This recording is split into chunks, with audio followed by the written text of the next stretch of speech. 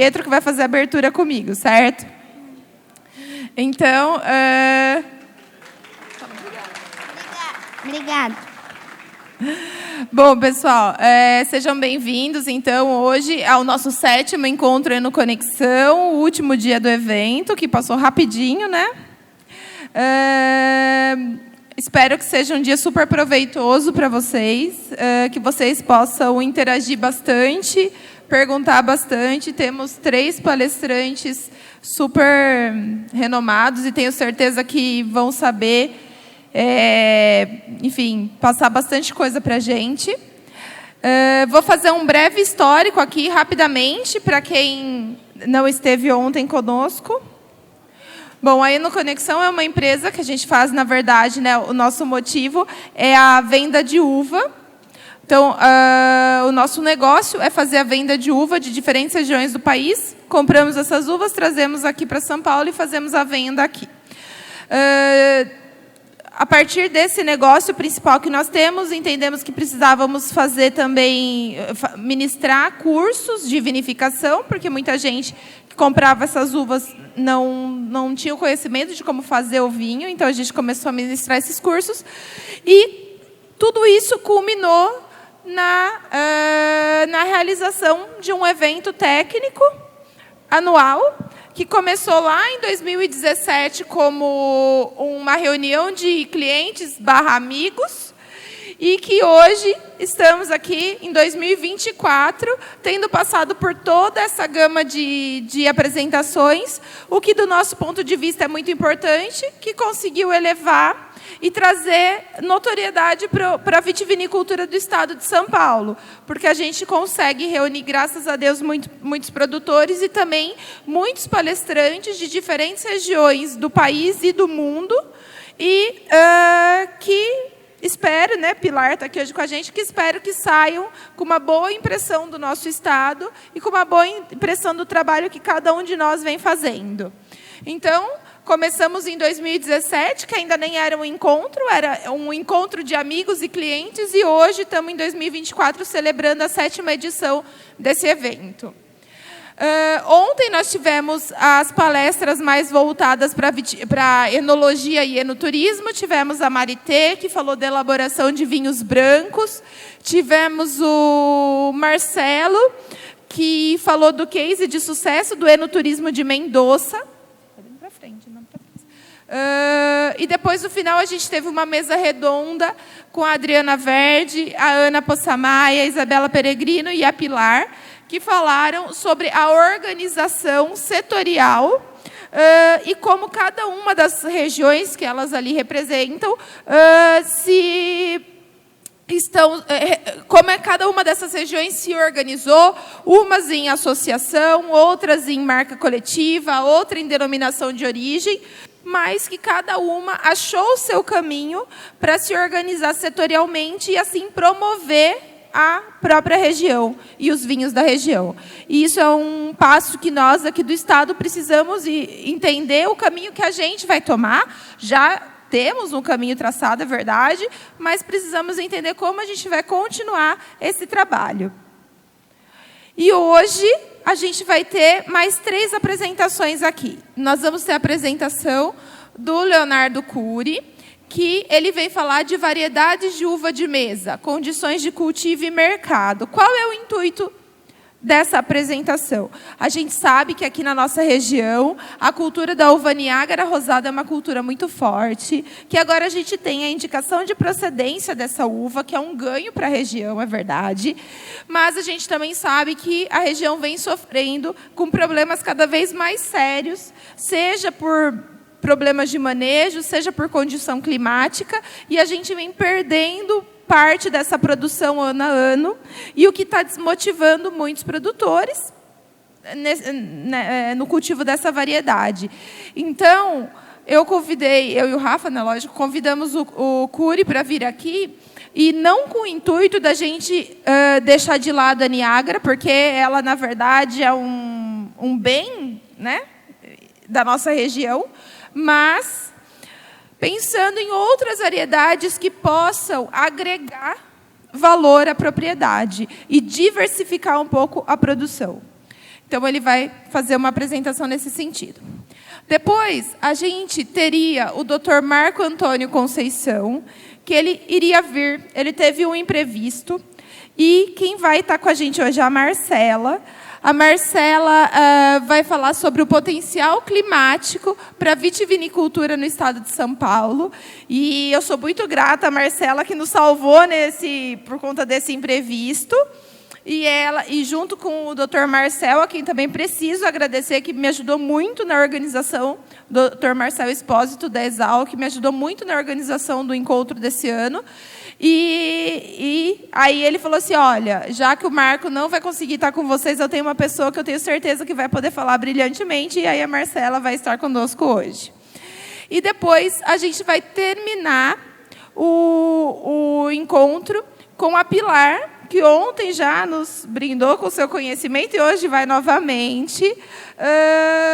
A Pilar ela é enóloga lá do Chile e ela vai falar de uma coisa muito importante. E eu queria introduzir isso para vocês da seguinte maneira. O Cury vai falar de um problema que estamos tendo, de uma questão tanto de cultivo quanto de mercado que a nossa região vem passando. Depois, as palestras da Marcela e da Pilar, na minha cabeça, são palestras que são uma consequência da outra. Por quê? Nós, aqui no estado de São Paulo, eu e o Rafael somos muito gratos, fomos, inclusive, convidados a participar de um livro que está sendo escrito sobre vitivinicultura brasileira. Esse livro está sendo escrito por vários pesquisadores de diferentes organizações, instituições, faculdades aqui do estado de São Paulo, foram convidados para escrever o capítulo paulista desse livro. E sobre a vitivinicultura no estado de São Paulo. Está sendo encabeçado pelo Marcel. E aí, quando eu conversando com o Marcel sobre esse livro, que veio, então, a possibilidade de fazer essa apresentação aqui.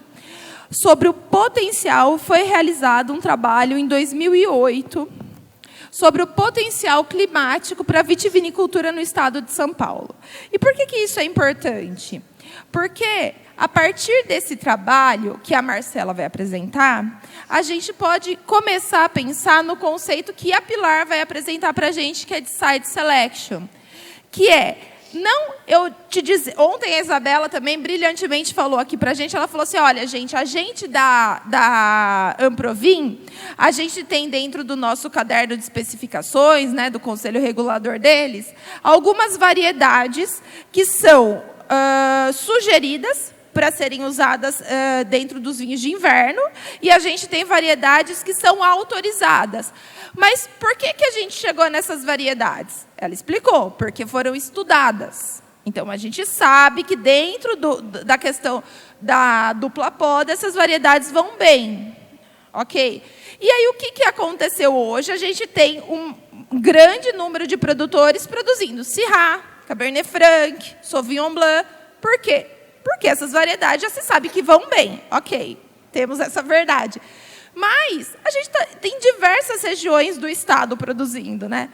E esse conceito que a Pilar vem colocar para a gente hoje é como a gente eleger uma variedade de acordo com a região. A Pilar vai falar isso de como eles fazem isso lá no Chile, que eles têm muito bem determinadas. Olha, nesse lugar a gente tem tal variedade. Nesse lugar a gente usa tal variedade. Por quê? Por conta da região, das condições de solo, clima, enfim, daquela região. E isso é um conceito que a gente entende que tem que ser começado a ser avaliado aqui, né? Não só a gente também fazer mais pesquisas, a gente pensar um pouco melhor nessas variedades, mas eu acho que esse é um trabalho que pode ser um pontapé inicial para isso. E aí, queremos agradecer. Esse encontro só é possível porque a gente tem os nossos patrocinadores, os expositores que estão aqui e o coorganizador do evento. Então, o nosso agradecimento especial para a Amazon Group, Pix Label, Rótulos Especiais, e a Sicredi, que são os patrocinadores do 7º Encontro Eno Conexão. E os expositores que estão aqui são Bolsa e Riga, De Minas, junto com J. Cunha, o Grupo Vitácia Brasil, a Lauman, junto com Souza e Souza Representação Comercial, a Espaço Chevrolet, Sava Equipamentos e a Premier Pack. E a gente tem como co-organizador desse evento mais um ano, junto com a gente, Circuito das Frutas. Quero dar alguns recados para vocês. Vamos começar agora as palestras. As palestras serão consecutivas. Termina uma, já começa a outra. Ao final, a gente vai servir. A gente recebeu a doação de várias vinícolas do estado de São Paulo. E, no final do dia, hoje, a gente vai fazer um brinde. Essas vinícolas mandaram várias garrafas de vinho. A gente pode degustar todos esses vinhos juntos e fazer um brinde final para celebrar, então, o final desse encontro. E aí a gente vai se reunir ali no fundo, certo? E, antes de começar, a gente faz, durante a abertura do evento, que foi na segunda-feira, é uma abertura social para as autoridades virem, né? E a gente faz um vídeo com as vinícolas que participam com a gente desse dia. É óbvio que a gente gostaria que todas as vinícolas de São Paulo participassem. Ainda não é possível, pelo tamanho do evento, espero que um dia seja. Mas, como essas vinícolas se dispõem a vir, trazer produto, participar com a gente gosta de fazer sempre uma ação que seja promocional, tanto institucional para os vinhos de São Paulo e promocional para essas vinícolas que vieram. Então, a gente vai passar o vídeo que a gente desenvolveu esse ano para a abertura do evento. E, embora apareçam apenas algumas vinícolas, é um vídeo que a gente faz para promocionar o vinho de São Paulo. Então, espero que vocês encarem esse vídeo como sendo de todos vocês.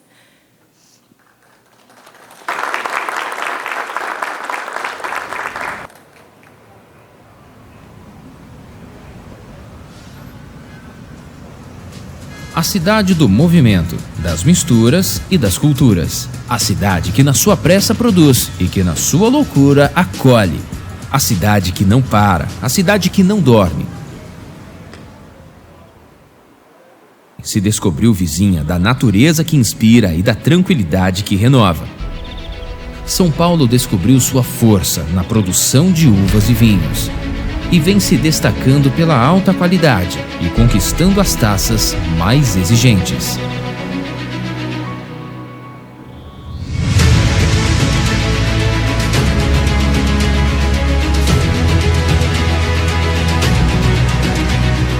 São Paulo te convida a celebrar cada momento com o vinho paulista.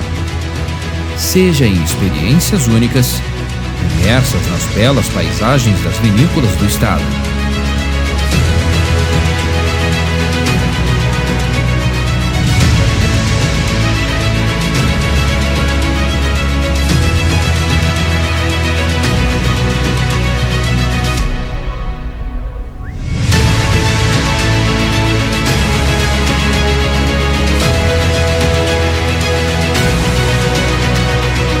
Seja nas mesas compartilhadas entre histórias, sabores e risadas.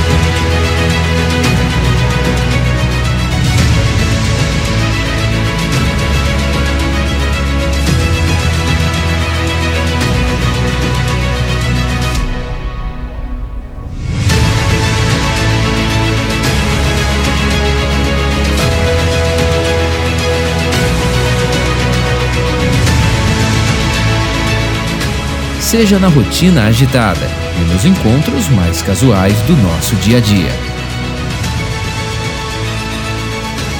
Seja em momentos únicos, nas mais diversas celebrações.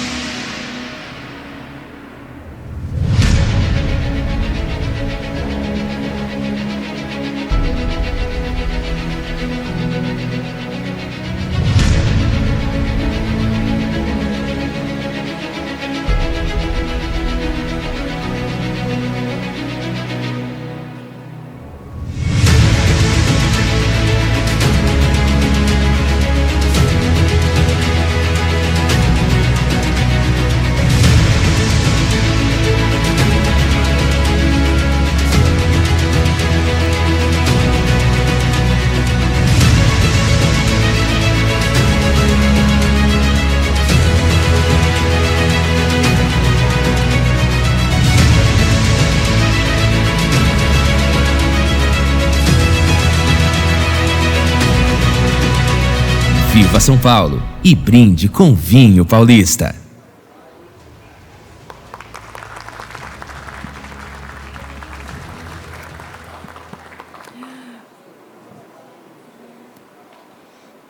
E para começar, o último dia do São Paulo na Taça, do encontro São Paulo na Taça, encontrei no Conexão, estou confundindo tudo. Eu queria chamar o professor Leonardo Cury.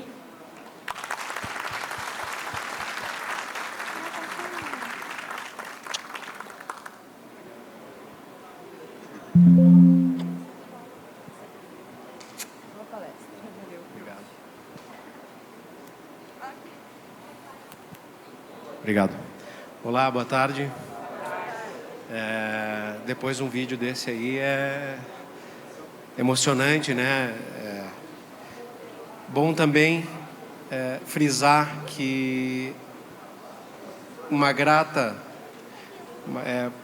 sempre uma grata surpresa estar aqui e sou grato sempre por estar aqui desde o primeiro, né? Desde 2017. Eu acho que eu falhei com 6 palestras diferentes, né? A área me liga e diz: prof, preciso de uma palestra assim, vamos lá, vamos montar. Até o seu Toninho já me perguntou se era alguma coisa sobre uva para vinho. Dessa vez não. Vou falar um pouco, né, sobre possibilidades, vamos dizer assim, de diferenciação, de mercado, de possibilidades de venda, né? De agregar valor à propriedade e ter um produto disponível de alta qualidade para o consumidor. E vocês sempre têm que pensar muito bem e saber disso sempre, que vocês têm a maior fatia de mercado a poucos quilômetros daqui. Posso dizer que até aqui já, né? Vocês têm uma permeabilidade muito boa e um mercado exigente e que paga por isso. Isso é muito importante frisar. Mas como o mercado é exigente, vocês vão ter que se adaptar a algumas situações, principalmente de embalagem, que é alguma coisa a gente vai falar hoje, de tipo de produtos, de raleio de cacho, são coisas que a gente talvez não esteja acostumado ainda, né? Mas que já é presente e vocês têm essa oportunidade, e sim, sem deixar a Niágara ou a Niagara de lado, né? Porque vocês já têm uma indicação, e uma indicação importante, mas também vocês têm algumas oportunidades. Já sei que tem produtores aqui de algumas variedades que eu vou falar hoje, que muita gente já deve ter falado. Eu quero frisar um pouco mais a questão de oportunidade de mercado e como inserir essa variedade de uma forma apresentável e que esse consumidor exigente pague por esse produto, ok? Eu vou fazer uma apresentação aí de 50 minutos, 60 minutos, e aí vai me sobrar um tempo. Já sei que tem algumas perguntas meio cabeludas aí que eu tenho que responder. mas nós vamos dar um jeito de responder para vocês, tá bom? A Ari me ligou e disse: professor, preciso de algo diferente, né? Talvez nem tão diferente. A parte final da apresentação ela vai ser bem interessante para a maioria de vocês. A parte inicial talvez vocês já tenham algum contato com isso, né? Com as variedades que a gente vai falar. Mas eu gostaria de falar, primeira coisa com vocês é nesse primeiro slide, né? Aqui, ó, uma bela imagem da Vitória. Posso dizer para vocês que hoje é uma das variedades mais interessantes para o mercado hoje, super produtiva, relativamente fácil de manejar e que está tendo um sucesso enorme nas condições tropicais. Lógico, o pessoal do Vale de São Francisco produz, já ajusta para exportação. Como eu costumo brincar com os meus alunos, lá eles podem fazer massagem nas uvas, podem tocar música clássica, podem fazer o que quiser que vai ter um retorno financeiro com isso. Até mesmo eles, em algumas situações, podem sim ter alguma condição ruim, principalmente de mercado, tá? Mas a gente vai falar um pouco mais sobre isso. A minha primeira pergunta que eu coloco é essa, né? Há necessidade de produzir uvas finas de mesa sob cultivo protegido? Não, não há. Mas se deve, né? Curi, mas tem um custo muito alto. Sim, eu concordo que tem um custo alto, mas toda a facilidade que esse manejo nos traz, inclusive ano passado quem aqui esteve pôde ver o Henrique falando muito bem sobre o tema, né? Mas resumindo o tema, eu consigo, em um só sistema, alterando só, colocando o efeito guarda-chuva, né? Que é colocar o plástico em cima do Y, aqui no caso, para nós no T, mas aqui a gente vai trabalhar, também não tem problema produzir em T ou em Y, de qualquer forma vai funcionar igual, tá? Mas o simples fato de eu colocar um plástico em cima do dossel vegetativo ou dossel produtivo, eu reduzo a velocidade do vento em 90%. Tá, Curi? O que isso quer dizer? Bom, eu tenho uma condição de água, de uso da água, a planta, a capacidade de uso de água, ela é muito maior, ela é muito mais eficiente. Por quê? Se reduz a velocidade do vento, fica mais tempo o estômago aberto. Com um maior tempo de estômago aberto, a planta consegue fotossintetizar melhor. Curi, mas tem o problema do plástico, que vai ficando escuro. Sim, tem que fazer alguns manejos, mas mesmo assim, baixando esses 90% a velocidade do vento, a planta já tem uma condição fotossintética muito melhor, utilizando menos água. Curi, mas o meu problema não é água, eu tenho água na propriedade, ainda, né? A gente falou bastante sobre mudanças climáticas, exigências, e no meu ponto de vista eu acho um pouco triste até a gente usar a água. Eu tenho vários exemplos que usam a água do aquífero Guarani para usar em vinhedo ou usar em lavoura. A gente pode usar essa água para outras coisas que não para isso, né? Mas assim, e outra, falando em água, já convenci vocês, eu acho. Falando em produtos, tá? Falando em aplicações de fungicidas. A gente sabe que uvas finas de mesa têm um problema sério, apesar dessas que eu vou mostrar para vocês, que tem uma tolerância um pouco maior de míldio principalmente, e oídio, que acaba aparecendo um pouco mais na platicultura também, a gente tem uma condição de aplicar muito menos fungicidas principalmente. E trabalhos do sul do Brasil, que a gente tem uma condição por vezes até pior do que a de vocês, em água livre, em chuva, a gente consegue alternar muito bem a utilização de químicos e a utilização de biológicos. Então, quem trabalha no campo sabe o quanto as empresas estão investindo em insumos biológicos, o quanto a Bayer, a BASF e as grandes companhias estão nesse momento de transição entre químico e biológico, e o quanto isso vai impactar nas nossas produções. E eu falando em cultivo protegido, isso eu consigo manejar muito melhor, tá? Não é o caso hoje, mas eu posso trazer para vocês o fato de cobrir eu evito molhamento. Então é o efeito guarda-chuva. Se o efeito guarda-chuva ocorre, não tem molhamento foliar. Se não tem molhamento foliar, eu quebro um dos vértices do triângulo. Então eu tenho, em uma quantidade muito maior, eu posso provar para vocês em vários trabalhos, eu tenho o inóculo muito presente embaixo do plástico. Eu tenho uma variedade suscetível, a maioria delas, mas o vértice, que é a condição para que esse fungo germine e colonize as folhas ou os cachos, ele não ocorre. Então, é basicamente isso. Eu quebro um dos vértices da infestação do patógeno. Bom, gente, para quem não conhece esse japonês aqui, para mim ele é um dos caras mais respeitados na uva de mesa do Brasil, tá? Niltinho Matsumoto, Vale de São Francisco, lá na propriedade dele, tá? Então aqui basicamente uva exportação. Esse cara ele controla, é o mais alto controle que eu já vi numa propriedade, tá? Então ele controla estresse de planta, ele controla reserva de carboidrato. Então, se a planta, se está para podar semana que vem, ele vai lá, faz a análise da gema. Se não chegou nos 30% de carboidrato em forma de amido, ele deixa mais uma semana, analisa de novo, deixa mais uma semana. Por quê? Porque ele sabe que se ele podar na hora errada, não vai produzir e vai começar a patinar a produção dele.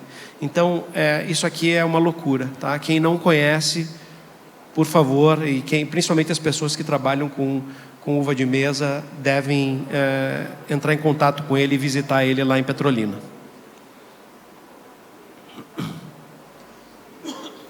Então, vou falar para vocês hoje, né, uvas finas de mesa. Então, vamos trabalhar só com uvas viníferas para o estado de São Paulo, oportunidades e tendências de mercado. Principalmente aqui, né, tendências de mercado e oportunidades. Lembrando vocês, não precisa deixar de lado a Niagara, ou a Niágara. Aproveitem essa indicação de vocês. Só abrindo um parênteses aqui também, voltei semana passada do Congresso Mundial da Vinha e do Vinho. O suco brasileiro foi sucesso geral, tá? Apesar de não ser o tema da palestra hoje, mas fiquem de olho em baixo álcool, muita desalcoolização, tá? Eu até fico meio ruim em falar disso, mas se falou muito em desalcoolização e vinhos de baixo teor alcoólico, tá? Então, coloquem olho nisso, principalmente aqui que tem uma condição muito propícia e às vezes a gente até busca isso, né? Vinhos com uma maior concentração alcoólica, a gente abrir o olho para isso, que a tendência está sendo ao contrário. Então, em algum momento, isso vai bater na nossa porta aqui também. Não estou dizendo para não fazer, não façam vinho de 16%, 15%.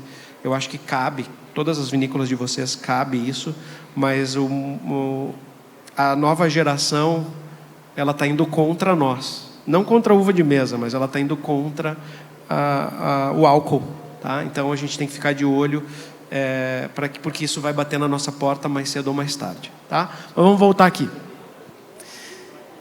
Primeira que eu botei para vocês aqui, a Núbia. E antes de mais nada, como eu vim falar sobre isso, eu passei na Embrapa e eles me disponibilizaram esse banner aqui. Se vocês quiserem, escaneiem o QR Code aqui, que vão ter todos os materiais dessas variedades, das 3 que eu vou falar e de mais algumas que estão disponíveis para vocês, tá?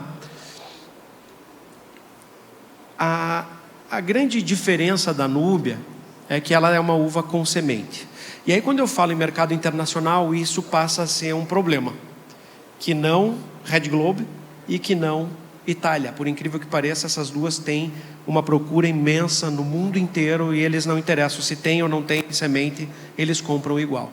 Aqui a gente já tem que saber que a Núbia é uma uva com sementes, mas isso me traz algumas vantagens também, principalmente vantagens de que eu não tenho que manejar essa uva com Alô? Fitorreguladores, reguladores de crescimento. Então, eu não preciso estar trabalhando com ácido giberélico, principalmente. Tá? Em algumas situações, a gente está trabalhando com citocininas agora, que a gente pode conversar depois, se vocês quiserem, que não é o tema também hoje. Tá? A uva de sabor neutro e crocante.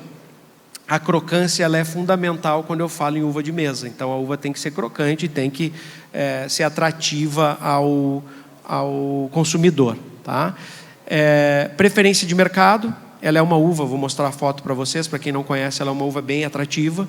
Tá? Sob cobertura plástica excelente performance, controle de oídio. Tá? Aqui a gente entra num probleminha. A partir do momento que eu coloco o plástico, esse plástico já reduz. Plástico novo já reduz em 30% a luz que chega. Então, de toda a luz que chega do sol, já reflete 30% e só vai passar 70%. Desse 70%, eu falei para vocês, a planta trabalha muito bem, fotossintetiza muito bem, gasta menos água, mas com o passar do tempo, esse plástico vai ficando mais escuro também. E ao ficar mais escuro, aqui é uma coisa que talvez nem todos tenham já observado isso, o oídio, ele, além de lugares secos, ele gosta de lugar escuro. Então, quando eu não faço desfolha, quando eu não abro dossel e quando esse plástico está escuro, ele acaba aparecendo mais. E aqui, quando eu observo e eu não tenho olho bom para o oídio, quando eu olhei, o oídio já me derrubou. Já pegou todas as bagas e eu já não produzo mais. Tá? Então, aqui a gente tem que ter um olho grande para oídio. Mais simples para o manejo de cachos, quando comparados à Itália. Então, questões de raleio, né, de limpeza de cachos, de utilização de pentes, de utilização de tesouras, ela é menos exigente. E aqui, tolerância intermediária a míldio. Tá? Então, o cultivo protegido reduz significativamente a necessidade de aplicação de produtos para míldio. Ok? Essa é a núbia. Então, é um cacho bem atrativo, com até um pouco compacto, né? Aqui, mas uma planta extremamente produtiva, com bagas aqui de 2,5, né? de 25, 28 milímetros, tá? Quando bem manejada. Não há necessidade, de novo, não há necessidade de utilização de ácido giberélico, que já é um ganho enorme. Tá? Cacho não alado, vocês viram que o cacho, geralmente os cachos têm um ombro aqui, né? Esse é um cacho mais cilíndrico, tá? Isso é uma outra vantagem dessa uva. Quando a gente fala em comercialização, e falávamos quando eu estagiei na Chiquita, né? Isso era um grande problema na hora de montar as caixas. Por quê? Porque o mercado, principalmente o mercado internacional, que paga muito caro por essas uvas na entre-safra, quando existe esse problema, vamos dizer assim, as pessoas não gostam de cachos muito grandes. Ao contrário do que acontece lá nos Colhe e Pague, lá em Bento Gonçalves, aqui talvez, se o turista vá até a tua propriedade, ele vai querer o cacho que leve com carrinho de mão. Quanto mais pesado, melhor. Quanto mais água, melhor. Aqui as coisas mudam um pouco. Tá? Então, a exigência de mercado é ter essa característica e, preferencialmente, cachos não maiores do que 500 gramas. Tá? Que uma família compre, pague caro, mas que essa uva não fique jogada lá na geladeira, com o engaço derretendo, né? Com a uva estragando, que vai chegar um momento, vou jogar fora. Não, isso não dá. As pessoas não fazem isso na Europa mesmo, porque estão pagando muito caro por esse produto. Tá? Cor uniforme, isso é uma grande vantagem. Não há necessidade de utilização de protone, ácido abscísico, ou etileno, petrel. Tá? Então, eu vou mostrar algumas outras variedades aqui, que para ganhar um pouco mais de cor, a gente tem que utilizar produtos que, quando eu uso protone, por exemplo, que é um produto da Sumitomo, que é um ácido abscísico para fim de ciclo, para melhorar a cor, eu estou falando em R$2.000 por hectare só no produto. Então, aí eu já começo a botar mais custo na minha produção. Hoje em dia, eu vou mostrar que algumas variedades a gente consegue o mesmo efeito do ácido abscísico com etileno e com 1/3, talvez 1/4 do custo do Protone. Tá? Índice de fertilidade de 1,3, ou seja, cada gema franca que eu deixo vai brotar e essa brotação vai ter 1,3 cachos. Não quer dizer que vai sair 1,3 cachos ali, mas na média a gente vai ter 1,3 cachos. Então é um índice de fertilidade relativamente bom, mas ainda assim, comparado com as outras que eu vou mostrar para vocês, ele é baixo. Tá? Então aqui, sabor neutro, sementes normais com 4,87 gramas por 100 sementes. Tá? Produção médio, aqui para tropical, 115 dias, para as nossas condições, aqui quando eu falo nossas, falo São Paulo, de 135 dias. Tá? Professor, consigo diminuir um pouco? Acho que com plasticultura, com utilização de cianamida hidrogenada, com a utilização de etileno em algumas variedades, eu consigo adiantar aí alguns dias, mas nada fora do normal, né? Nada que eu vá chegar aqui a 115 dias como as condições tropicais. Soma térmica, a gente não costuma trabalhar com soma térmica, né? O que é a soma térmica? É a temperatura média do dia, menos 10 graus Celsius, que é a temperatura base, que é onde a planta não cresce, não respira basal e ela não consegue. Então, por exemplo, em um dia deu 25 graus de média, tiro 10, soma 15. Então, 1.500 graus dia no ciclo inteiro, desde a brotação até a colheita. Tá? Variedade vigorosa, desenvolvimento vegetativo com massa média de cachos de 450 gramas, que está dentro daquela condição, tá? De cachos pequenos. Vou mostrar para vocês ali as cumbuquinhas, a forma de comercialização que é utilizada. Rachadura, tá? Isso é um outro problema. Quando eu tenho cultivo protegido, isso passa a ser um problema maior ainda. Por quê? Aquela vantagem de redução de 90% da velocidade do vento faz com que a planta não perca água, ou perca água de uma forma mais lenta. A partir do momento que a água entra no sistema, ela não consegue sair. Ou seja, eu estou ali há 30 dias sem chuva, e dá uma chuvarada de 50 milímetros, 30 milímetros. Essa água vai entrar no sistema, a planta vai absorver e ela vai para as folhas. E vai para onde, se não tem aonde sair? E aí eu estou falando em um momento que a planta está em virada de cor, já com acúmulo de ácidos, acúmulo de açúcares na baga, ela sai direto da folha e vai direto para onde? Para o cacho. E aí essa baga inevitavelmente vai rachar.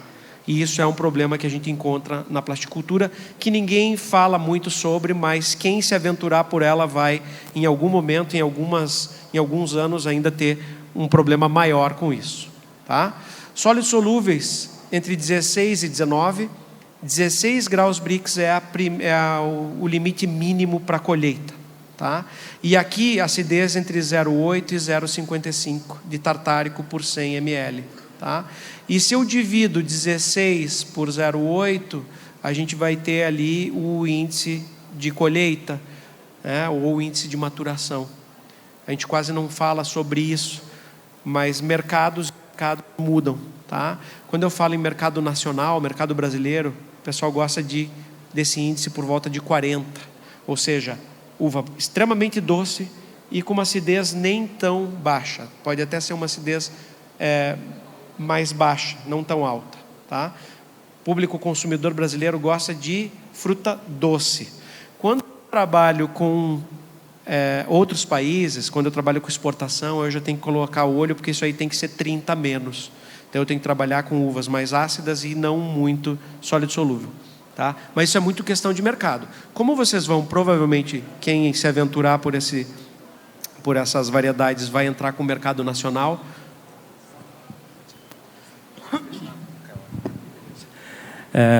Então, quando vai trabalhar com o mercado nacional, vocês já saibam que há necessidade de trabalhar com frutos doces. Quanto maior o Brix aqui, provavelmente o pessoal vai gostar mais e vai comprar mais da uva do fulano em relação ao beltrano, que está colhendo com um açúcar, né, com um Brix menor.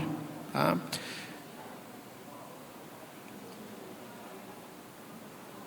Alguns dados, tá, comparativos da Núbia com a Benitaca. A Benitaca, é a primeira mutação da Rubi, então é Itália, Rubi, Benitac Brasil.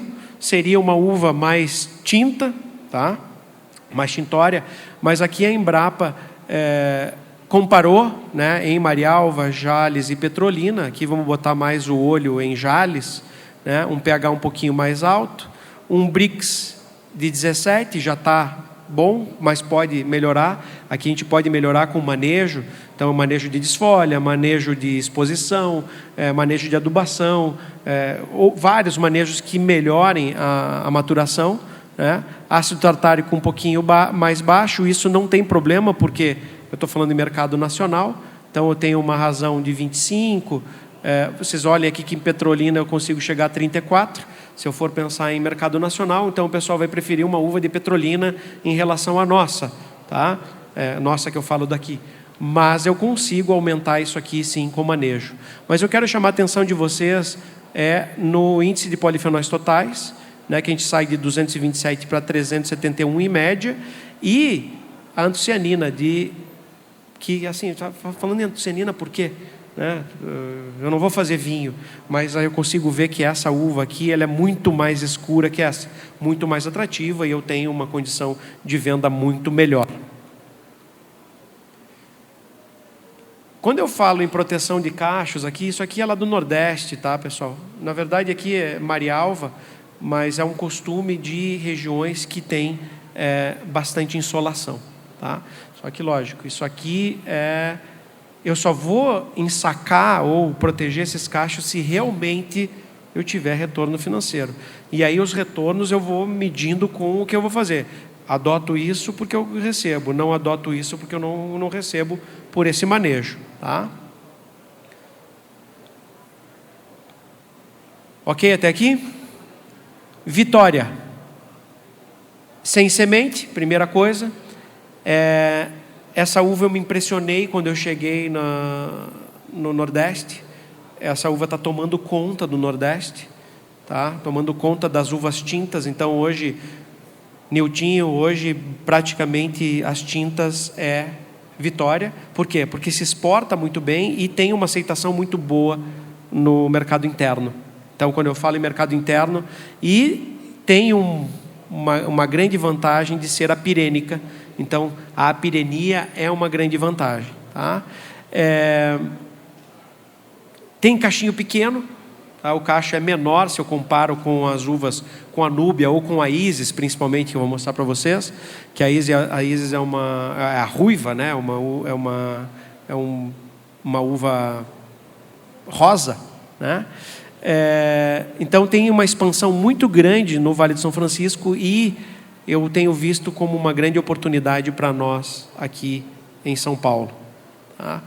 Ela é tolerante a míldio, necessita um menor número de tratamentos, mas lembre, aqui eu estou falando em cultivo convencional.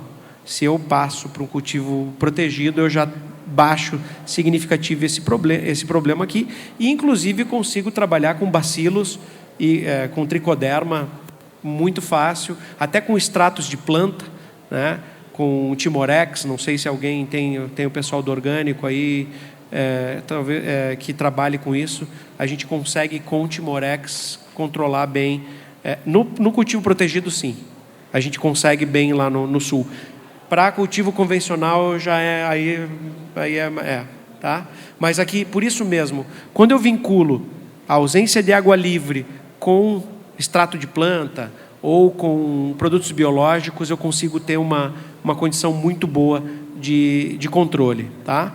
E para vocês terem uma ideia, essa é a principal variedade exportada do Brasil hoje. Se você for pensar, não é BRS, não é nenhuma qualquer outra BRS, e não é a Cotton Candy, por exemplo, que eu vou mostrar para vocês hoje. Quem não conhece, é uma variedade fantástica. Se exporta muito bem, se tem um retorno financeiro muito bom com a Cotton Candy, mas hoje, essa daqui, quando eu falo em Nordeste, a gente tem ciclos aí de 120 dias, ciclo 115, 120 dias de ciclo, ou seja, eu consigo 3 ciclos em um ano, ou seja, eu consigo trabalhar muito melhor. Lógico, é uma situação que foge à nossa condição, Mas a gente pode sim aqui tentar trabalhar com duas, tá? A gente consegue, no cultivo protegido, a gente consegue tentar trabalhar com duas. Não vou dizer que é a mesma produção e a mesma intensidade que o pessoal faz lá, mas a gente pode crescer sim essa condição, tá? Vitória.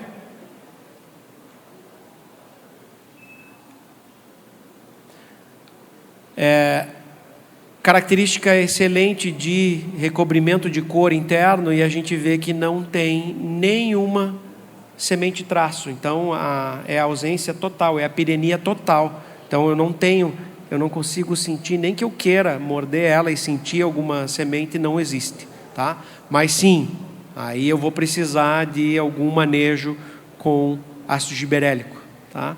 Então, no final ali eu vou mostrar para vocês algumas situações de manejo, que não é o caso hoje, mas só para vocês também entenderem que existem dificuldades, não é tudo mil maravilhas, tá?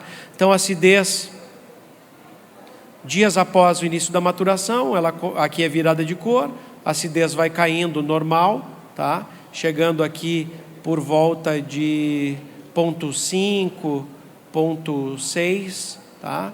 De ácido tartárico. Sólidos solúveis totais, chegando aqui por volta de, olha, aumenta bastante, ó, chega aqui por volta de 25, 26, então são uvas bem mais doces. E a razão aí, lógico, se eu tenho uma acidez mais baixa com um sólido solúvel total, eu chego aqui a uma razão por volta de 46, 47. E essa razão para mercado interno é super atrativa. Então são uvas extremamente doces. Para vocês terem uma ideia de condição de cultivo, aqui é Nordeste, tá? Mas não muda, a condição de cultivo ela é normal, tá? Ela é extremamente fértil, tem uma condição de bastante cacho, tá? A poda que se preconiza lá no Nordeste é essa, tá? São mini varas. Lógico que aqui a gente tem que adaptar um pouco isso, porque eu não consigo voltar a isso todo o tempo. Se eu tenho 2 safras por ano, eu consigo me dar liberdade de trabalhar aqui com 5 gemas, por exemplo, 5, 6 gemas. Porque na próxima eu corto e consigo baixar ela, e eu consigo fazer ela e voltar nas 2 safras. Aqui, como eles trabalham com 3, às vezes isso escapa, né? Vocês estão vendo que o braço está cada vez mais para fora, e aí, por vezes, eles têm que voltar esses braços, mas ela tem uma produção normal, tá? Vitis vinífera, isso é normal. Gemas normais ou francas da base, que são as gemas produtivas, aqui a primeira normal, a segunda, essas aqui têm uma fertilidade um pouco menor, por isso que o pessoal trabalha com gemas um pouco mais distantes para ter uma fertilidade um pouco maior.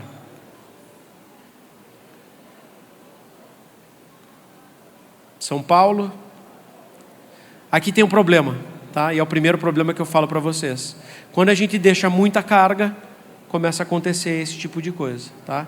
Então, basicamente, para ter qualidade, eu preciso ter uma quantidade de cachos compatível com a área foliar. Então, eu tenho que... E aí não existe receita. Ah, Curi, quanto é que é? Não sei, vai ser lá na tua propriedade, você vai ter a quantidade de gemas lá, umas vão ter mais gemas, menos gemas, mas a ideia é não passar aí de 1,5, 1,7 metro quadrado de área foliar por quilograma de fruto, tá? Mais ou menos, trabalhando nisso, pouquinho para baixo já não vai ter problema, tá? Aqui a gente vê, aqui é nítido, não precisa nem fazer as contas, que eu tenho provavelmente aqui um 0,9, 0,8 metro quadrado de área foliar por quilograma de fruto. Tem muita carga aqui e começa a dar problema, tá? E de novo, tá? Eu não preciso ralear cacho assim, é melhor então na hora da poda, eu regular isso na hora da poda e ter a condição de área foliar para que isso ocorra, tá? Se não der, raleio. Só que aqui o raleio já é tarde. Aqui a planta já gastou energia para chegar até aqui, então o raleio a gente faz geralmente, e para uva de mesa eu não preciso esperar que chegue na virada de cor, então eu posso fazer o raleio antes, porque eu não vou ter problema se aumentar um pouco mais o tamanho da baga, até tem algumas vantagens nisso, se for necessário. IAC 766, tá? E sistema em Y, tem funcionado bem aqui para São Paulo. Eu gosto muito dos IACs, principalmente para cá, para Brasília, para toda, ou o 572 também, todos os tropicais, estão tendo muito mais eficiência em relação ao Paulsen, por exemplo, tá? Mas eu aqui, se eu fosse recomendar para vocês, eu não sei se eu recomendaria o Y, tá? Aqui eu já boto uma incógnita. Eu acho o Y muito mais complicado de manejar do que o T. Então, quando eu consigo horizontalizar essa produção, eu consigo manejar ela melhor, porque é mais fácil acessar o meio do que o Y, tá? Então, aqui também já é alguma coisa que eu coloco à discussão e consigo ter a mesma produção ou até um pouco maior em algumas situações, se for necessário, no T, tá? Espaçamentos aí de 3 metros por 2 ou 3 por 1,8, mais ou menos. Por que 3? Porque geralmente os arcos têm 2,70 metros entre pontas, tá? A gente tem aqui 0,7 ou 0,75 de altura aqui, né, das pontas, e a gente tem aqui 2,70 metros. Para quê? Para que eu consiga deixar aqui entre 40 e 50 centímetros entre as linhas, para que eu consiga garantir uma ventilação mínima e não acabar com aqueles 10% que eu tenho de vento, que ele é importante para outras funções fisiológicas na planta. Poda similar à Niágara rosada, tá? Apenas a segunda poda, a primeira poda com varas lignificadas, como eu mostrei para vocês. Ao invés de realizar rente ao cordão, os braços, tá? Aqui a gente não faz rasa, poda rasa, deixa pelo menos a primeira gema, tá?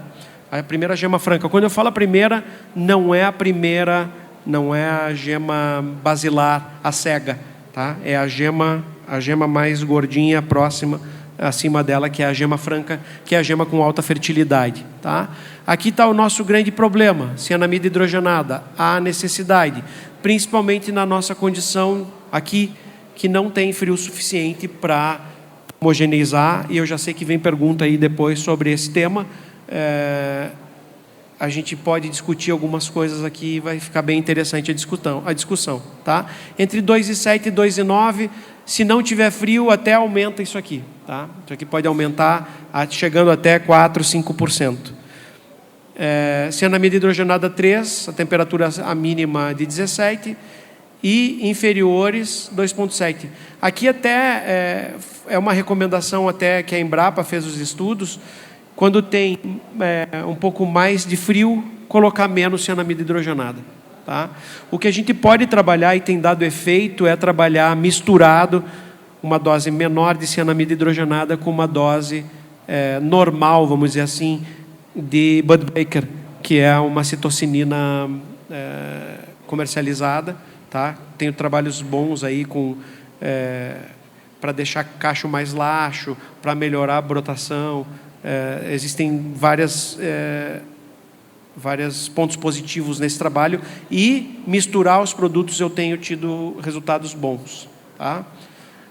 Concentração mais alta é recomendada para períodos com temperatura mínimas amenas entre 13 e 17, e em períodos com temperatura acima de 17 recomenda-se concentrações mais baixas, podendo até prejudicar a brotação normal dela se eu utilizo uma concentração muito alta, tá? Depois eu vou deixar essa apresentação para vocês sem problemas, tá? Então aqui primeira poda e aqui já a segunda poda com varetas, tá? Lembrem-se que se eu podo com varas aqui de 5 a 6 gemas, a tendência da planta ela é ser acrótona, ou seja, vai brotar a ponta, e depois que brotou a ponta aí entra a dominância apical. Então, se eu consigo, e principalmente na nossa condição, não se deve deixar muitas varas aqui, porque isso aqui vai escapar ano após ano, tá? A tendência é que bote a primeira, a segunda gema aqui, e essas gemas fiquem de fora. Se eu for fazer isso no próximo ano, daqui a pouco eu estou lá no vizinho produzindo uva. Cachos grandes, realização do desponte de escola, então aqui se faz retirada do terço final do cacho, tá? Realizar antes do florescimento, porque não se realizar antes do florescimento, porque se eu fizer isso antes do florescimento, eu posso perder bagas e o cacho fica muito ralhado, tá? Então, eu espero o pegamento, depois do pegamento eu descolo.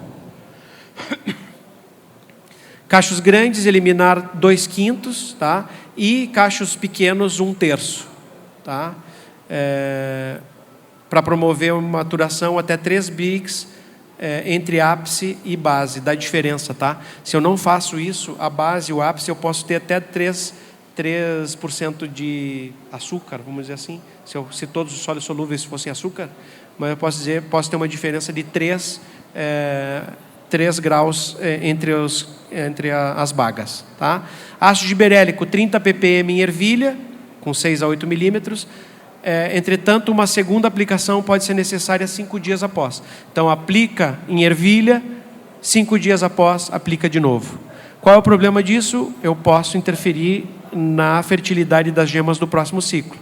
Lembre que aqui em ervilha, mesmo estando em ervilha já adiantado, eu estou ainda em processo, a planta está ainda em processo de diferenciação das gemas para o próximo ciclo. Então, se eu entro com giberelina nesse momento em alta concentração, eu posso sim afetar a fertilidade das gemas do próximo ciclo. Então, botem o olho na aplicação. Por isso que o pessoal no Nordeste bota latinha e vai fazendo uma por uma. Vocês já viram isso? Mas lá se paga, né? Como eu vendo em dólar, como eu vendo em euro, se paga cobrir, massagear, tocar música, tá? E aqui há necessidade de raleio. Então, eu aplico, por quê? Porque é apirênica, as uvas apirênicas têm um primórdio de semente que produz citocinina suficiente para começar o tamanho do crescimento, o crescimento inicial. Mas não tem semente não tem, na verdade, embrião para que a giberelina seja produzida para que ela estique. Por isso que eu entro com a giberelina aqui, tá? E ao entrar com a giberelina aqui, vai conformar o cacho e, inevitavelmente, eu vou ter que trabalhar com raleio, tá? Vou ter se eu for exportar. Vou ter se eu for entrar no mercado que me pague. Aqui dá para a gente ajustar pentezinho, dá para a gente fazer algumas coisas de manejo anterior para que não seja tão oneroso, né? Mas lembrem, tudo que eu for fazer de manejo aqui, eu vou fazer se lá na frente eu tiver retorno, se me pagarem por esse produto, tá? Hoje em dia, nos mercados, os pannets, né, ou as cumbucas estão invadindo. A gente chega no mercado, hoje tem Vitória do Nordeste, tem, às vezes rola uma cotton candy aqui para nós, que vem do Nordeste também, quando eles não conseguem mandar para o mercado externo. Mas a uva Itália, a Thompson, todas elas estão vindo assim, e isso é uma tendência de mercado, tá? E de novo, aqui, ó, 500 gramas. E aqui entra um problema, tá? Qual é o problema? Quando eu exporto essa uva, já lá no campo, eu coloco e manejo para que no final o meu cacho tenha 500 gramas. O que o pessoal faz aqui? Produz cacho de 800 gramas, picoteia ele, vai jogando dentro do panete, fecha e entrega. Que é basicamente o que chega para a gente. Aí tu chega na tua casa, abre, o rack está seco, a uva já está meio murcha, está meio coitada, toda zoada lá, mas tudo bem, tu pagou R$11 ali, já está pagando caro, mas é uma uva de 10, 11 reais. Não é uva de 15, de outra, que você vai pegar um mercado diferenciado se você tiver um produto para isso, tá? Trabalhinho fresquinho aqui, ó, 2024, trabalho que o Juliano da Embrapa me passou, só para comparar os compostos fenólicos das uvas da Candy Snaps, tá? Que é uma das uvas que eu não vou mostrar para vocês hoje, mas é do programa de melhoramento da Califórnia, tá? A Arra Cherry também é do programa. A Melodia, que a gente vê aqui que tem uma cianidina bem pronunciada, mas de resto é baixa. A Isis, que eu vou mostrar para vocês, que já é uma uva ruiva, né? Ela é uma uva vermelha, ela não é uma uva roxa, tá? Então a gente já vê que tem aqui níveis mais baixos, né, de compostos fenólicos. E aí, comparando com a Candy Dreams, que também sempre que tem trademark, já é marca registrada, tu tem que pagar royalty, que é o que a gente vai falar daqui a pouco.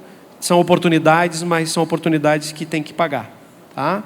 E aqui a BRS Vitória avacalhando com todas elas, né? A gente vê a quantidade de fenóis que tem, estourando tudo. Então é até uma baita propaganda, né, para você fazer quando você for vender essa uva, tá? Isis, pessoal, também sem semente, mas ela já é uma semente traço um pouquinho maior. Então você, por vezes, os mais que tem um paladar um pouco mais apurado, pode ser que morda uma sementinha, mas nada que seja desagradável, tá? Aumenta a oferta de qualidade de uvas, tá? Isso aqui está a gente tem plantio desde o Nordeste até o Rio Grande do Sul, lógico, passando por aqui, então é uma oportunidade. É uma uva tardia, então eu consigo também botar num cantinho para que eu consiga produzir e colher mais tarde. Isso é uma outra coisa que o cultivo protegido me auxilia. Eu consigo jogar melhor as colheitas, então eu consigo ter uva por mais tempo na planta sem que seja acometida aí por doenças de cacho, tá? E o destaque por eu não exigir aspersão de ácido tiberélico. Por quê? Por ela ter essa semente traço um pouco maior, ela produziu a citocinina no primeiro crescimento, que é o crescimento por divisão celular, passou ali no crescimento da virada de cor, ela tem giberelina suficiente para aumentar tamanho. Mas eu vi que tem trabalhos que aplicando melhora. Sim, mas melhora muito pouco, tá? Existe sim trabalhos com aplicação de ácido tiberélico direto ao cacho para aumentar tamanho de cacho, para deixar cacho mais laxo. A gente vai ver que um problema dela é que ela é super apertada. Mas hoje em dia eu não trabalharia com ácido tiberélico. Eu trabalharia com citocininas que existem no mercado aí já, uma grande marca que eu não faço propaganda, mas assim, eu tenho tido resultados bons com ela. A gente pode conversar melhor. A gente vê que o cacho é bem apertado, as bagas são enormes, é uma uva que tem um apelo comercial muito grande, tá? O cruzamento dela está aqui, tá? Em 2004 na Embrapa, 2007 a 2012 confirmou o potencial, tá? Ela tem uma certa tolerância ao míldio e que é a principal doença aqui, não só em tropical, mas para nós também.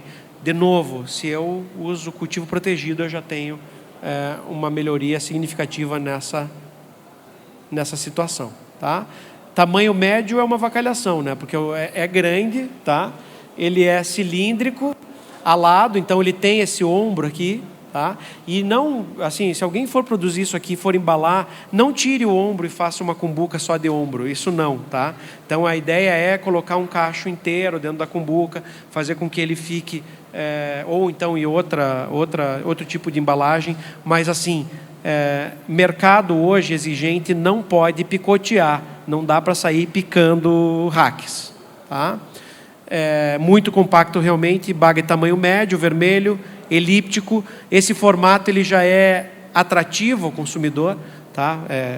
O formato, a gente vai ver que os Estados Unidos investem bastante em formato, em melhoramento para formato, e que tem um apelo muito grande.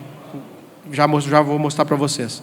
Sabor neutro, com traços de semente rudimentares. Então, só quem realmente percebe muito bem vai sentir a semente traço. Tá? A semente traço está aqui, ó. Então, é isso aqui que garante com que eu não precise aplicar ácido tiberélico para que eu alcance esse tamanho necessário para consumo, né? Para venda. Aí mais algumas fotos dela. Assim, você entrar num vinhedo de Isis bem manejadinho é algo impressionante. É algo realmente que impressiona, tá? 120 dias no semiárido e para nós 140, tá? Então é uma que também dá para a gente investir e talvez, né, aqui também testes, a gente consiga aí 2 safras no ano em cultivo protegido. O nosso grande problema aqui é verão chuvoso, então a gente passa o verão coberto e depois o inverno também coberto. Tá? Alta fertilidade, olha aqui, ó, de 2 até 3 cachos por ramo. Então isso aqui é uma violência. Cada gema que eu deixo, eu posso ter até 3 cachos e cachos enormes. E quanto mais longe da base for a gema, mais fértil ela é. Tá? Massa média dos cachos é de 375 gramas. Tá? Média, mas eu posso chegar aí a cachos bem mais pesados. Tá? Tamanho grande, de 18 milímetros por até 28 milímetros de tamanho. Então, média aí 18 de diâmetro, que é bastante, tá? E uma produtividade média aí de 26 toneladas. Aqui a gente tem que cuidar, eu posso em algum momento aumentar muito e no outro baixar. Então a gente tem que cuidar bastante para ter essa linearidade de produção. Tá? Descola, então o que é descolar? É tirar essa ponta aqui, cachos muito grandes. Aqui geralmente se trabalha com 1/3, então eu divido em 3 e corto. Na Vitória, lembrem que cachos grandes eu podia até 2/5. Está chovendo bastante, hein? Forte acrotonia, isso é um problema. Lembrem, e não confundam, cada vez que eu venho aqui eu sempre bato nessa tecla, não confundam a acrotonia com dominância apical. Aqui, você vê que a acrotonia ela veio, ou seja, a ponta brotou, a partir do que a ponta brotou antes, a auxina produzida aqui vai inibir a brotação das outras. Então, por isso que a gente, principalmente na formação, e aqui é planta em formação, eu tenho que trabalhar aqui com cianamida hidrogenada, com citocininas, para que eu consiga uma brotação mais uniforme e na hora da formação. Mas também a hora que, estão vendo que são varas longas aqui, são varas arqueadas, e eu tenho aqui, ó, 1, 2, 3 cachos aqui, ó. Então, já tenho 3 cachos por cada gema, 3 cachos. Doenças, pessoal. Aqui eu quis trazer para vocês a Thomson Seedless, que é a mais suscetível, a Sevilar, que é a mais forte de todas. A gente consegue, não sei se vocês veem aí, mas tem pontuações só. A vantagem da Sevilar, que é uma uva híbrida de 2ª geração, que é uma uva híbrida aqui dos tempos ainda da filoxera e que teve uma grande repercussão por um gene de resistência. Qual é a vantagem? O que ela faz? A partir do momento que o esporo entrou na célula, ela percebe que entrou e deleta as células adjacentes. Ou seja, ela não deixa com que o fungo colonize toda a folha e ele só faz essas pontuações, porque a própria planta deleta aquilo ali e faz essas pontuaçõezinhas e a planta, lógico, tem uma perda de área foliar, mas ela é irrisória perto disso daqui. Tá? Então aqui para mostrar para vocês que a Sevilar ela está aqui como a mais tolerante, a gente tem a Thomson Seedless aqui como a mais suscetível e a Isis e a Vitória aqui intermediárias, tá? Mais para tolerante do que para suscetível. Então é uma grande vantagem, principalmente para míldio. Vamos focar aqui, ó, em Jales, tá? Sólidos solúveis 21 de média, acidez 0,55. Olha a razão aqui, ó, 38, baita, tá? Isso aqui é muito bom para um mercado que exige uva doce, tá? pH de 3,69, massa de 348 média, e aqui LAB é cor, tá, gente? Aqui eu não vou entrar no mérito, mas essa cor aqui não é a cor normal, já digo para vocês. Essa daqui, onde é que ela está? Essa daqui é a cor normal dela, tá? Até está bem escurinha aqui, tá? Mas eu tenho como fazer aumentar a cor. Como é que eu faço isso? Ó, aqui, lógico, ele pegou a Crimson, que é a ruiva que concorre com ela, que tem traços verdes, tem traços amarelos, então ela é muito menos, tem muito menos índice de polifenóis totais e menos antocianinas, e eles compararam com ela, que é a uva concorrente, ela tem mais, tá? Ela chega até 1.200 miligramas por grama de antocianina, e aqui por volta de 200 de IPT, que é bastante, tá? Mas olha a Crimson e olha a Isis, tudo sem tratamento, tá? Aqui eu já vejo que tem uma rachadurinha ali, tá? Então tem alguns probleminhas, mas aqui eu consigo aumentar, e eu consigo aumentar com antes de falar nisso, eu consigo aumentar com ácido abscísico, como eu falei para vocês no início. Então eu posso utilizar o Protone. Lembre que o Protone tem que valer muito a pena, porque eu gasto R$2.000 por hectare, é uma aplicação só. Mas eu consigo trabalhar com 2 aplicações mais leves de etrel, por 1/4 ou até menos desse custo, e eu tenho efeitos muito positivos também, tá? Ponto de colheita, só para mostrar para vocês: Easy entre 16 e 17, Nube entre 17 e 18 e Vitória entre 19 e 23. Ou seja, tem uvas mais doces aqui, tá? Acidez 0,8, 0,8 e 0,6. E aqui com 140, 145 dias após a brotação. Aqui um pouco mais precoce, de 130 a 135, a Núbia e a Vitória. Embalagens, tá? Cumbuca, saco plástico e papel. Cumbuca, saco plástico, papel. Cumbuca, saco plástico, papel. Ou seja, aqui a gente tem uma exigência de mercado. Se o mercado exige que eu coloque papelzinho seda, que eu bote o carimbo, que eu bote isso, bote aquilo, isso o mercado que vai exigir, tá? Mas aqui eu nem chego a tanto.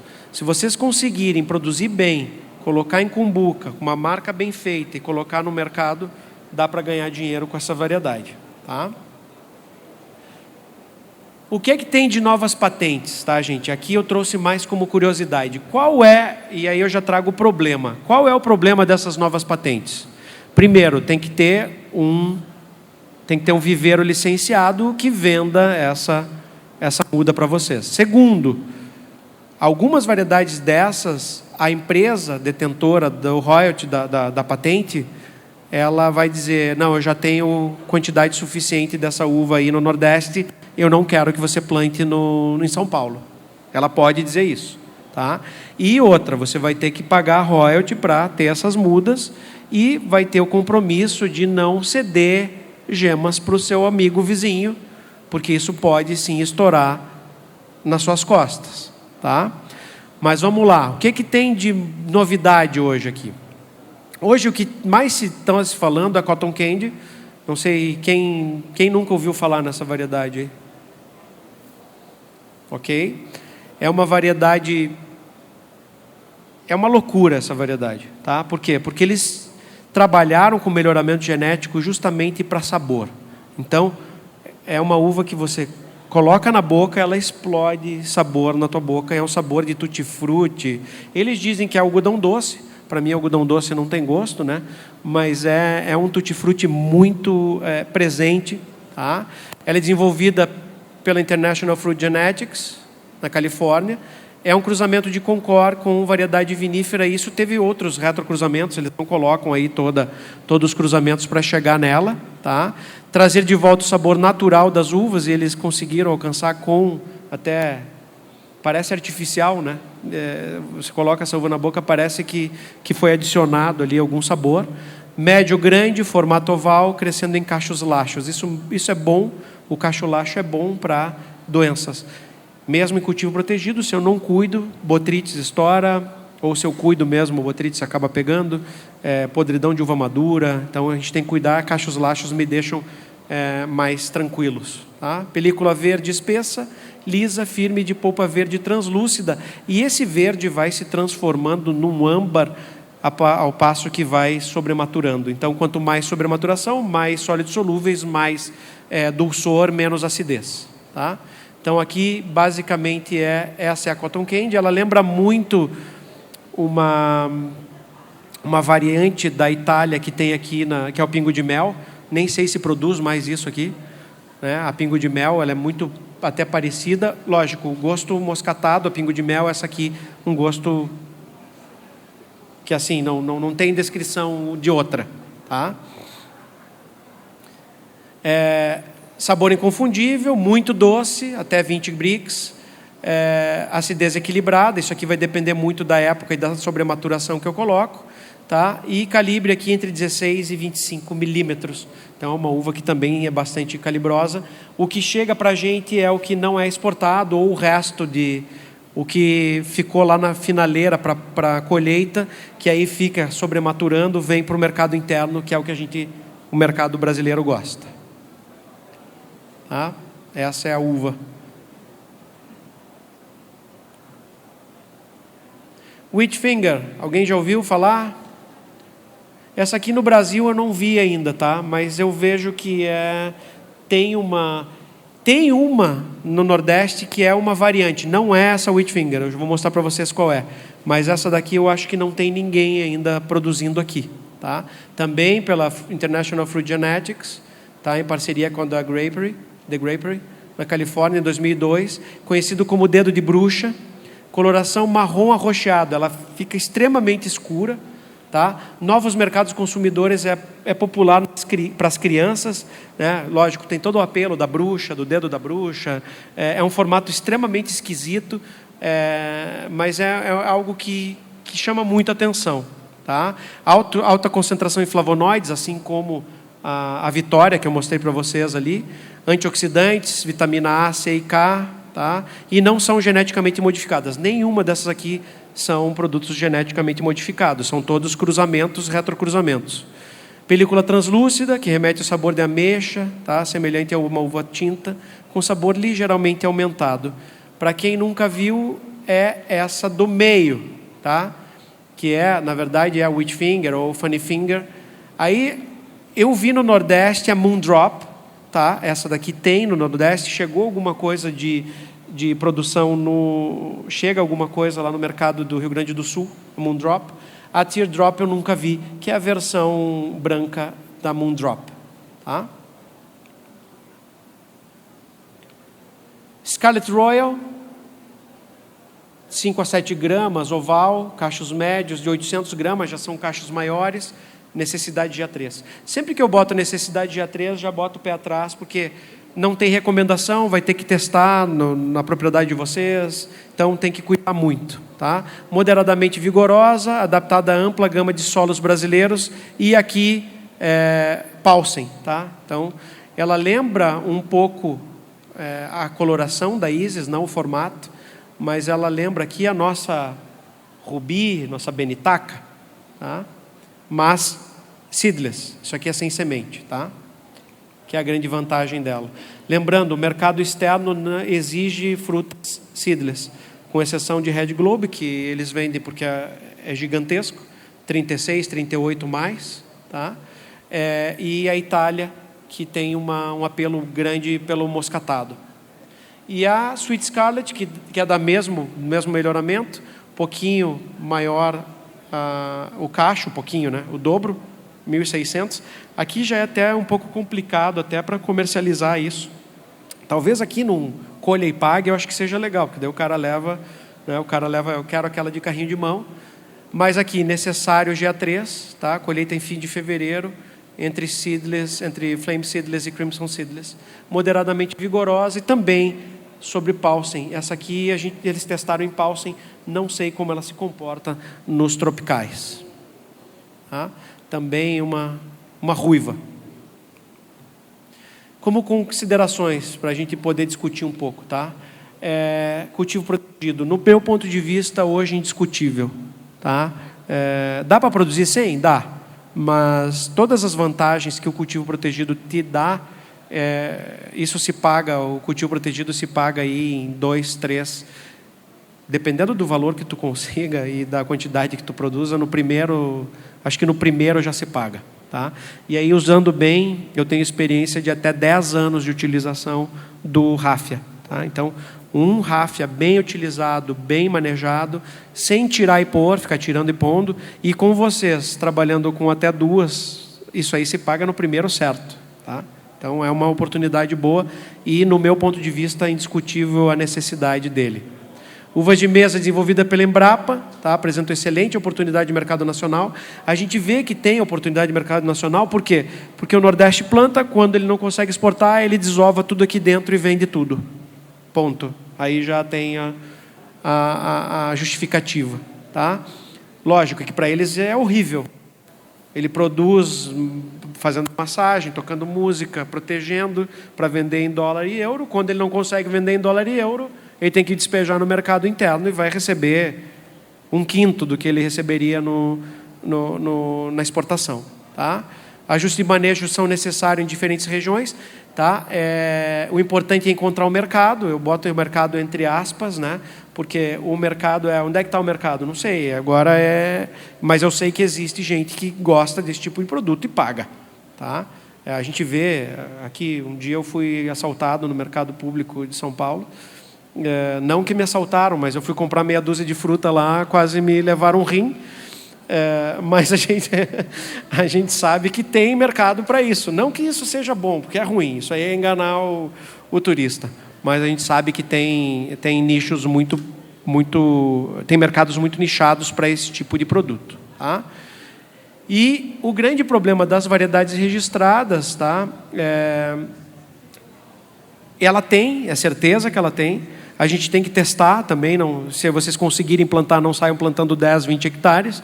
Mas cada uma dessas a gente tem que ter, porque cada região de vocês aqui tem uma especificidade. Não dá para ir com o caderninho e dizer, faz isso, aquilo, aquele outro. Então, vocês vão ter que ajustar conforme as necessidades de vocês, se alguém for se aventurar. Tá? Eu espero ter sanado alguma dúvida de vocês, ou até mesmo instigado a curiosidade de vocês para algum desses produtos. Aqui está o meu Instagram, que eu sempre coloco um monte coloco bastante coisa das minhas andanças aí, de trocar, a gente troca bastante informação. Também é mais fácil me chamar no Instagram, que eu estou sempre ligado tá bom? Agradeço a paciência de vocês. É bom ser o primeiro por causa disso, né? Tá todo mundo bem. E fico aberto às perguntas que eu sei que tem.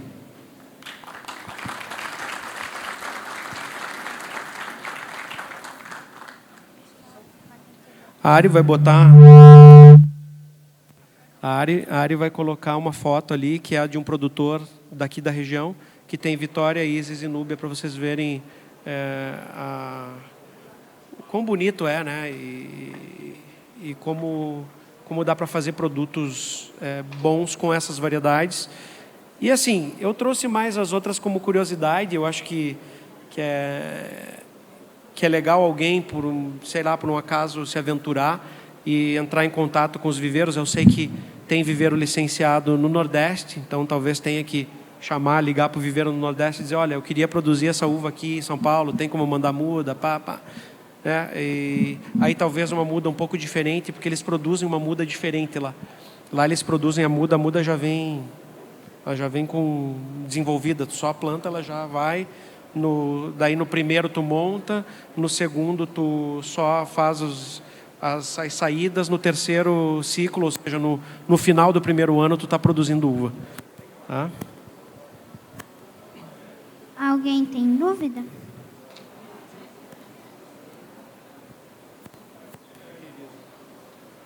Boa tarde, Leonardo. É o seguinte, a dúvida que muitos daqui têm é sobre uma alternativa para estimular a brotação sem o uso do Dormex. Essa é a grande chave, né? Essa é a pergunta. Aí eu te pergunto, né? Existem duas vertentes. A vertente do orgânico, que também dá, tá, gente? Por incrível que pareça, as uvas da Embrapa, a gente tem casos no Rio Grande do Sul, com cobertura plástica, produzindo uva orgânica.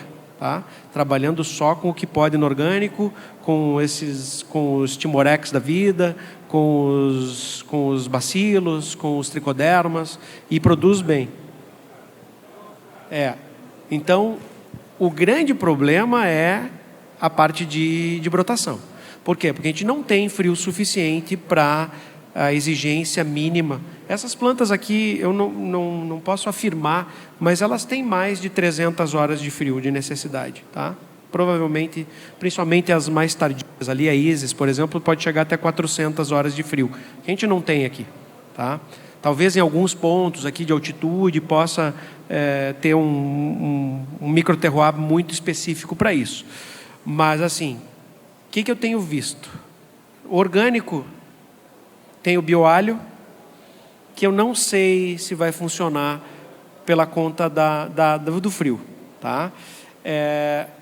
Eu tive resultados positivos, tá, com água oxigenada. Aí tem que ver se pode usar ou não, tá? Só que a água oxigenada tem um problema. Eu consegui superar a dormência, brotou super bem, brotou uniforme, só que eu acabei com os bicos de pulverização e com os arame. Então aí eu já entro com outro problema, tá? Talvez aplicar de uma outra forma, aí tem que adaptar, não aplicar de trator, fazer alguma testar, tá? Água oxigenada 200 volume de piscina, água assim. Agora Vitória, Isis e Núbia, tá? É muito atrativo. Boa tarde, pessoal. Onde essa aí tá? foi a gente colheu para a festa da uva, né? A gente levou para a exposição, tá? Então, à esquerda aqui a gente tem a Vitória, tá? No meio a Isis e no canto direito a Núbia. A Isis, como o senhor pode ver, ela tá uma cor, não está naquele tom, mas ainda chegou, né? Não, tá. Como no Vocês aplicaram alguma coisa aqui, não? Não, Natural. Nada, natural, só biológico. É que como a gente teve uma oscilação de temperatura em janeiro, teve umas baixas à noite, então ela conseguiu chegar um pouco a cor, tá? Mas geralmente ela fica mais clara que isso. Né? E não tenho o que reclamar. A Isis, ela é um pouco difícil de trabalhar, porque aqui ela sai com 150 dias. Tá? É difícil você chegar num Brix legal e na cor. Tá? Já trabalhou com etileno ou não? Não. Acho que etileno seria uma solução para... Desculpa te cortar. Sim. Acho que etileno seria uma solução para ti e tu mataria dois coelhos com uma aplicação. Porque o etileno, você consegue adiantar um pouco a maturação, tá? E você consegue melhorar a cor. Sim. Tá? E não é caro. Vou pesquisar. A Vitória a gente não tem o que reclamar dela, né? Uma uva sensacional. A gente só faz o raleio de cacho, não tem aplicação de giberelina, nada. Tá. Ela já vem com a baga grande mesmo. O único problema dela tem que fazer o raleio de cacho no ponto ervilha, tá, e despontar ela. A Núbia, tranquila. A única coisa que eu acho um pouco ruim da Núbia é porque as gemas férteis dela é a partir da terceira gema. Tá? Se você poda com uma gema, às vezes não vem cacho. Então tem que trabalhar com 2 varas. Aqui tu pode ou trabalhar com varas aqui, tá? Aqui eu já estou me metendo em manejo em coisas que eu fiz lá no cultivo protegido lá no sul, tá?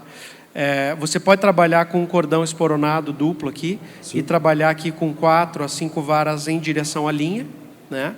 Que é uma das formas. Mas também o que tu pode fazer é tipo um guiô. Tá? Tu faz uma cabeça de guiô aqui e tu joga 2 varas compridas para cá e 2 varas compridas para cá. A partir da 6ª gema para frente, você tem cachos enormes. Tá? Você tem um índice de enfolhamento bem menor aqui. Você tem renovação de madeira todos os anos, porque tu vai trabalhar só com a cabeça do guiô aqui, formando novas varas para os outros ciclos. Então, tá? Todo ano forma vara... Todo ano galho novo. Entendi. E assim... Só que aí você vai ter um problema. Aí o problema é o Dormex. Porque se eu deixo aqui, eu vou ter que trabalhar aqui com 12, 15, até 17 gemas. Lá no sul eu consigo até 100 Dormex. Trabalhando com Bud Breaker eu consigo tudo. Vem tudo certinho. Aqui com a falta de frio é problema. Aqui eu já volto na tua... chega a bater. Mas assim, são variedades maravilhosas. A média de cacho da Vitória, lá para a gente, entre 250 a 300 gramas. Gramas. Isis na faixa de 400 a 500. E Núbia acima de 500. Até, já cheguei a colher cacho até com 2,1 kg. Isso acontece. Parabéns. Parabéns. Baita, linda uva. A Parabéns. equipe agradece. Parabéns. Muito obrigado. Voltando aqui.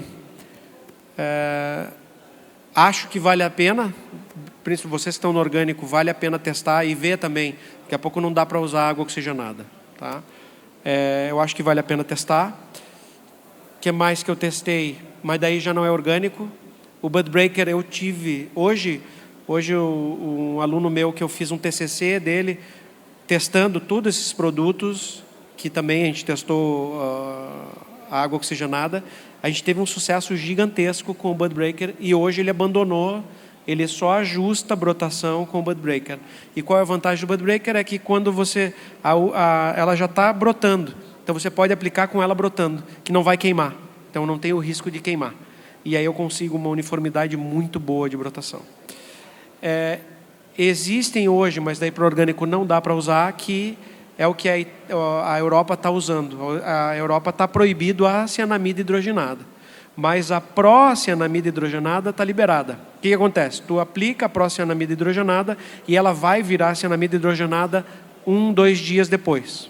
Então, qual é o problema da cianamida hidrogenada? É para o aplicador. Então, o cara aplica, não vai ter problema. Quando ele sai do vinhedo, vai se transformar lá e funciona igual. Tá? E aí essa está liberada aqui. É o Sibério, se eu não me engano, o nome é Sibério. Tá? Se eu não me engano. Tá? Bud Breaker, que daí também não dá para usar no... Então, o orgânico, ele engessa vocês muito. Vocês ficam bem engessados quando vocês... Até, por exemplo, eu estou recomendando bioestimulante. Eu estou trabalhando muito com bioestimulante com Ascophyllum nodosum.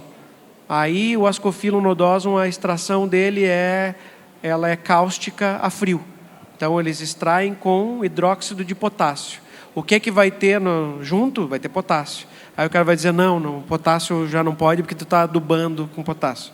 Então, cara, é bem complicado de trabalhar. Vai lá. Leva o microfone para o tio ali. Aqui é a mesma equipe desse cultivo. Nós fizemos testes esse ano, né, com extrato de alga, com aminoácidos, como alternativa. Pegamos assim, um espaço ali. Para estimular a brotação? Mas não aconteceu. Não aconteceu nada. Não. Então, o único trato que a gente tem hoje, que não é biológico, é o Dormex. Sim. Então, quem sabe, ano que vem, a gente faz esse teste com a oxigenada. Qual é o volume que você falou?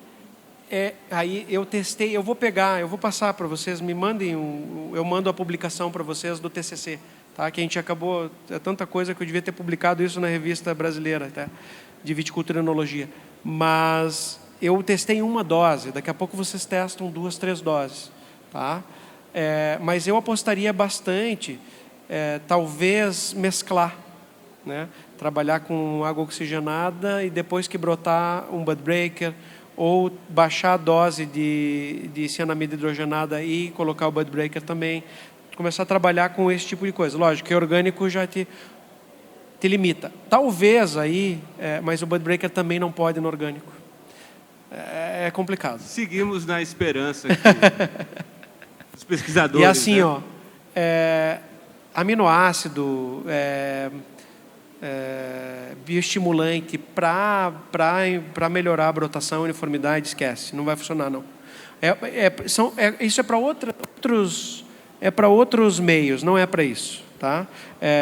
Eu tenho utilizado bioestimulante e tem funcionado muito bem em fertilidade de gema, em aumento de película, tenho vários benefícios, redução de doença de cacho, deixando a planta mais forte durante o ciclo. Então, mas para isso não. Como anti-estresse, eu acho que o Camab estava sendo vendido como Camab 22, é um produto italiano. Não. Alguém mais?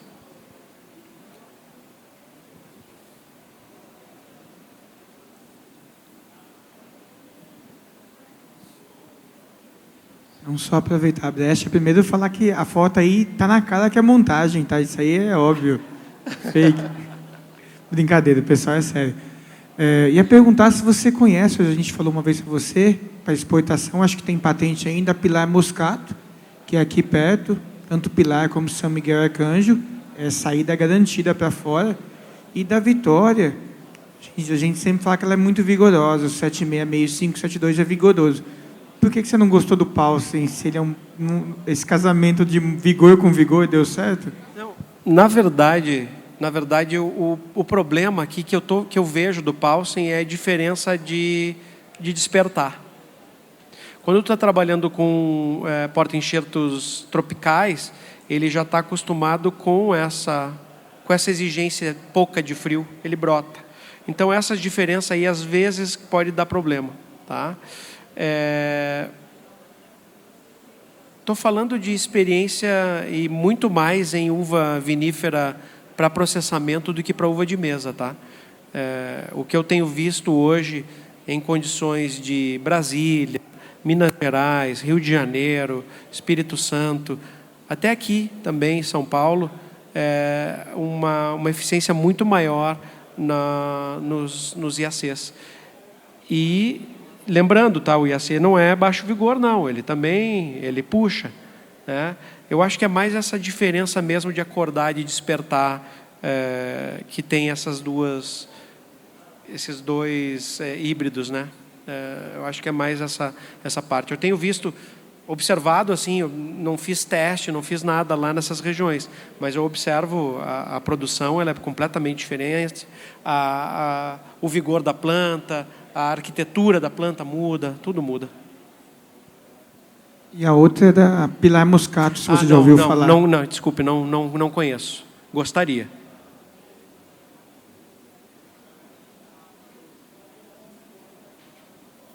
Mais alguém aí?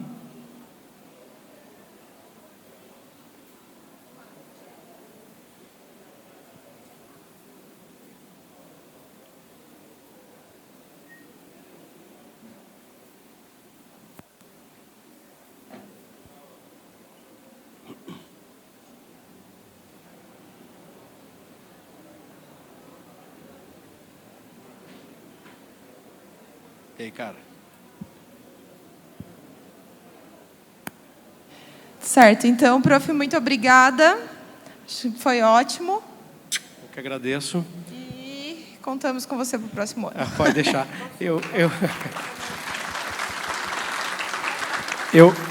Eu comecei a palestra sem agradecer, né? Já vim falando que eu queria agradecer muito novamente, né, o convite de ti e do Rafa. O Rafa diz: tu tá muito estrelinha agora, tu não vem mais. Se não é. Assim, se eu tiver que vir e tiver que viajar, eu venho. Talvez eu estou reduzindo um pouco o meu tempo. Eu falei para ele, mas eu xinguei ele hoje já. Falei assim para ele que no começo ele era o primeiro que chegava dos palestrantes e o último que ia embora. Ficava aqui rodando com a gente, coisas lugar. Agora ele chegou ontem à noite e vai embora amanhã. Falei assim, agora já está deixando a gente de lado, você está vendo, né? Não, na verdade eu estou com várias pessoas no meu calcanhar, então eu tenho que... Nada, agora ele... antes ele vinha aqui, botava o negócio, do dia eu xinguei ele também, botava o negócio, agora tá não sei o que lá, Cerrado. Eu falei, que Cerrado, meu filho? É paulista. Mas não pode reclamar, tem uma foto minha lá em Brasília com essa camiseta aqui no meio do vinhedo. Tá bom, pessoal? Muito obrigado. E o Toquinho.